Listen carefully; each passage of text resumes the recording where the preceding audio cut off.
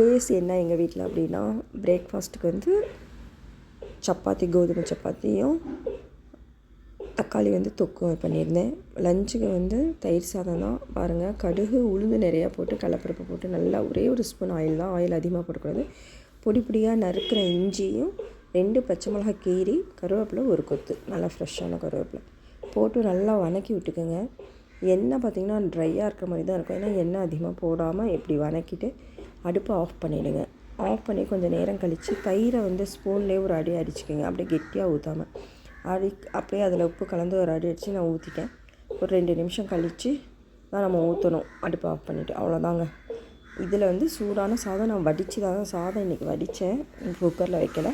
போட்டு கொடுத்து அனுப்புனா செம்ம டேஸ்ட்டாக இருக்கும். இந்த மாதிரி எல்லாேருக்கும் தெரியும், பட் இந்த மாதிரி தாளித்து வரமிளகா போடாமல் பச்சை மிளகா அதேமாதிரி இஞ்சி போட்டு இந்த மாதிரி தாளித்து பாருங்கள். அந்த கருவேப்பிலை இஞ்சி ஃப்ளேவர் இறங்கி சாப்பாடு செம்ம டேஸ்ட்டாக இருக்கும். தயிர் சாதம் தொட்டுக்கவே தேவையில்லை, ஊறுகாவே தேவையில்லை, அந்தளவுக்கு இருக்கும்.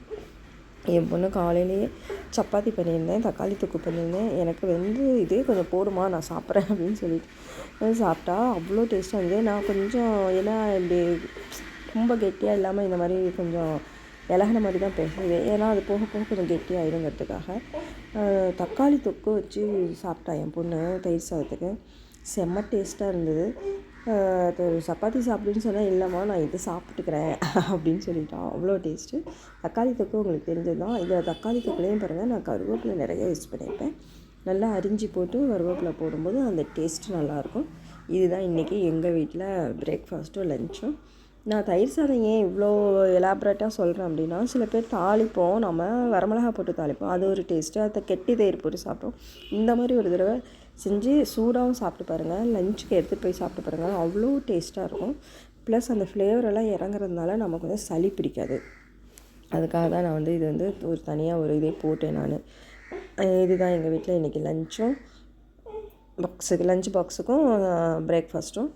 மத்தியானம் ஏதாவது ரசமோ இல்லை ஏதாவது குழம்போ ரெசிபியாக நான் போடுவேன்னு நினைக்கிறேன். போட்டேன்னா உங்களுக்கு விலாக் எடுத்தேன்னா உங்களுக்கு நான் ஷார்ட்ஸ் போடுறேன். இந்த வீடியோ பிடிச்சிருந்தா லைக் பண்ணுங்கள், ஷேர் பண்ணுங்கள், மறக்காமல் சப்ஸ்கிரைப் பண்ணுங்கள். என் பொண்ணு வந்து தக்காளி தொக்கு வச்சு சாப்பிட்றா, ரொம்ப டேஸ்ட்டு ரொம்ப பார்ப்பா. அதனால் ஒவ்வொன்றுமே வந்து நான் இப்படி தான் என் பிள்ளைங்களுக்கு வந்து கருவேப்பிலை இதெல்லாம் வந்து எப்படியும் உள்ளே சேர்த்திடுறது. பாருங்கள், இதை வச்சு தான் அவள் சாப்பிட்டுட்டு போகிறா.